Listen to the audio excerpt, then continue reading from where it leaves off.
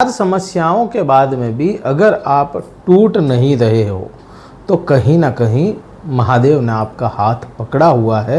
वही महादेव आपको बार बार टूटने से, बिखरने से बचाते आए हैं और वही महादेव आपकी नैया को भी पार लगा देंगे।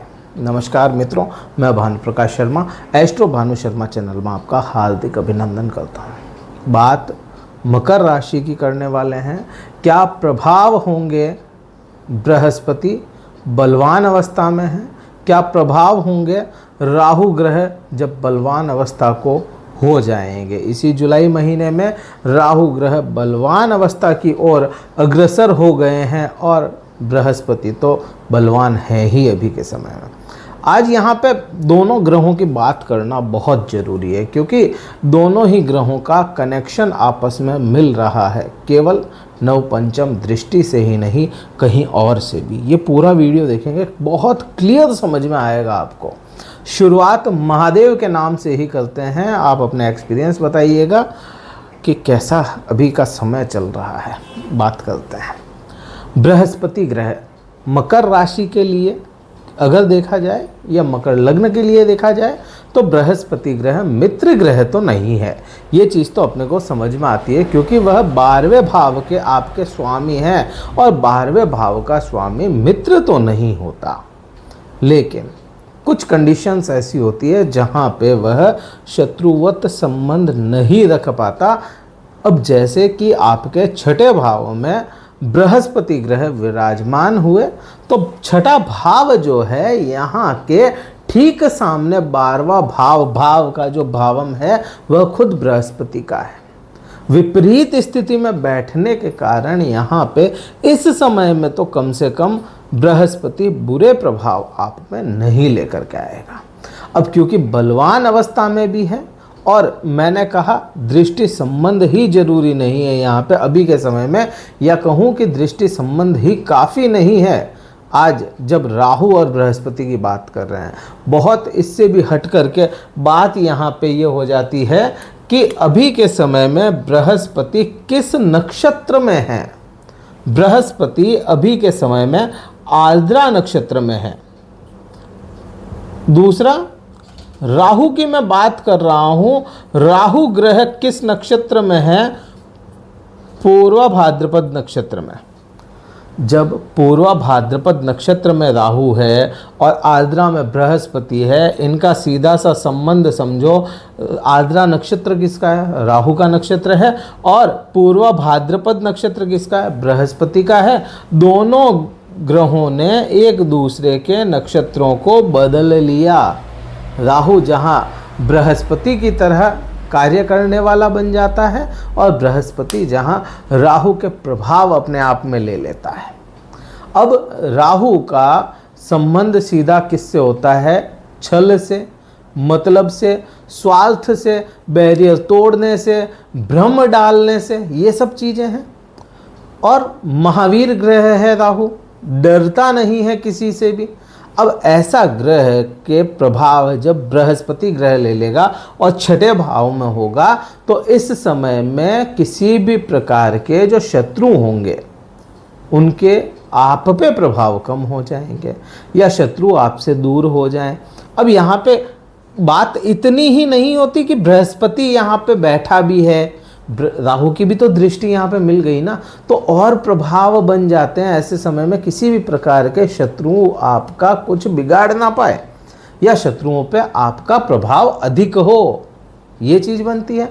दूसरा, क्योंकि ये रोग का भाव भी है तो यहाँ पे इन्फेक्शन से जो क्योंकि है ना, इन्फेक्शन फैलाने का काम किसका है? वो राहु का है। और उसको बल कौन देता है? बृहस्पति देता है। तो कुछ रोग इन्फेक्शन टाइप के जो है ना फैलते हैं, इन्फेक्शन फैलता है, इस टाइप का रोग जरूर आ सकता है आपके जीवन में। लेकिन यहाँ पे क्योंकि बृहस्पति विपरीत स्थिति में बैठा है अपनी, तो यहाँ आपको उसका इलाज भी समय पे मिल जाए, ये प्रभाव अपने को समझ में आता है।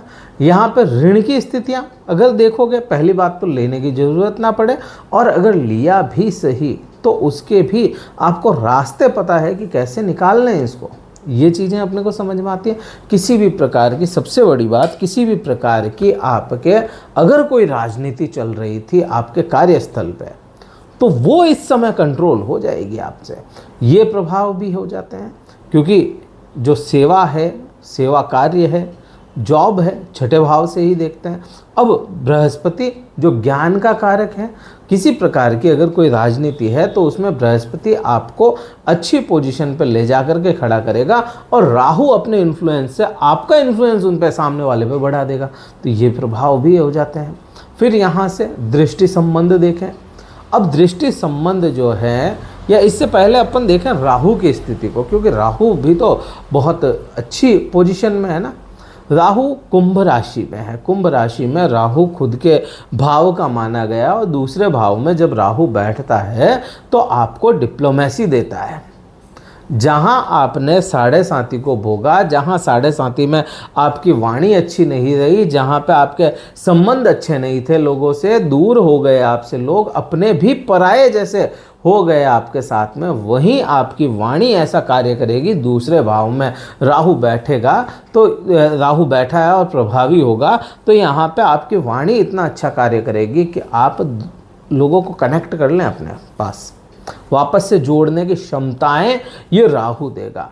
और आपकी वाणी से आपको धन लाभ भी करवाता हुआ दिखता है यहाँ पे, क्योंकि वाणी भाव में बैठा, धन भाव में बैठा, और अपनी दृष्टि से सेवा भाव को भी देखता है, अपनी दृष्टि से कर्म क्षेत्र को भी देख रहा है। तो प्रभाव यहाँ पे राहु के बड़े समझ में आते हैं कि धन आपकी वाणी से आएगा।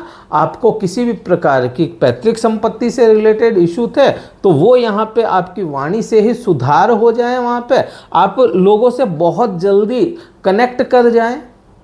तो ये राहु अच्छे प्रभाव की ओर अपने को इशारा करता है। अब इन दोनों ही ग्रहों की मिली जुली जो दृष्टि है ना, वो अधिक कार्य करेगी। यहाँ पे मैं है ना 12वें भाव की बात नहीं कर रहा अभी मैं इन दोनों की मिली जुली दृष्टि कहाँ जाएगी, इसकी 5वीं दृष्टि और इसकी 9वीं दृष्टि आपके कर्म क्षेत्र पे जा रही है।